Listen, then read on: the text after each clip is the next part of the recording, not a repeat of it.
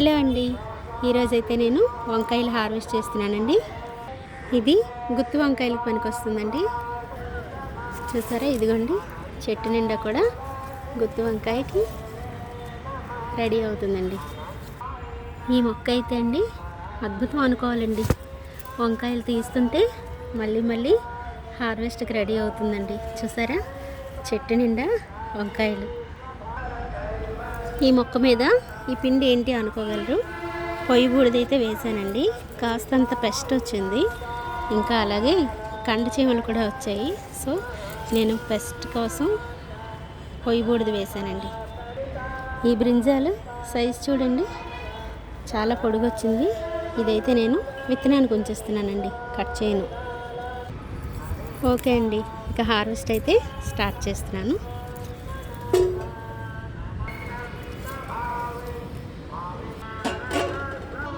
ఈ వంకాయ స్పెషల్ ఏంటంటే అండి, కట్ చేసినప్పుడు చాలా సాఫ్ట్గా ఉంటుంది. సీడ్స్ చాలా తక్కువగా ఉంటున్నాయి. మినిట్ మేడ్ ఫుడ్ లాగా ఇలా కట్ చేసి పెనంలో వేయగానే చాలా చక్కగా వేగిపోతున్నాయండి. టేస్ట్ కూడా చాలా బాగుంటుందండి. ఆర్గానిక్ ఫుడ్ కదా మరి.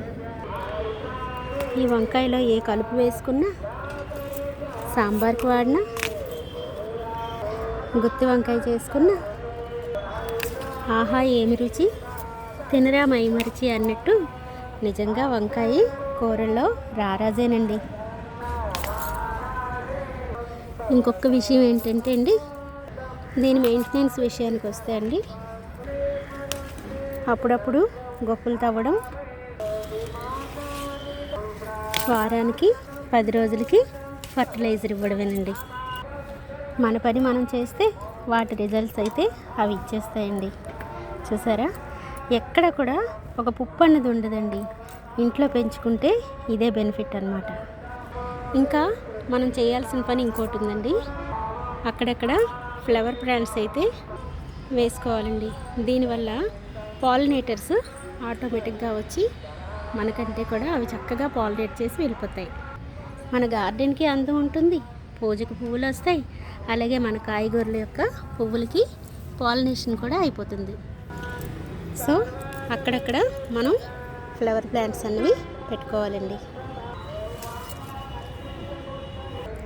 సో వంకాయల హార్వెస్ట్ అయితే ఇదండి. ఇది లైట్ కలర్ అండి. ఇది ఒక మొక్కకి వస్తుంది. ఇది డార్క్ పర్పుల్ కలరు. ఇది ఇందాక చెప్పాను కదండి, బాగా డార్క్ కలరు గుత్తి వంకాయ అన్నమాట, షార్ట్ సైజు. ఈ వంకాయని మాత్రం నేను సీడ్స్ కోసం ఉంచేస్తున్నానండి. సో వెరీ హ్యాపీయెస్ట్ హార్వెస్ట్ అని చెప్పుకోవాలండి. వీలైతే మీరు కూడా టెర్రస్ గార్డెన్ స్టార్ట్ చేయండి. ఉంటాను మరి.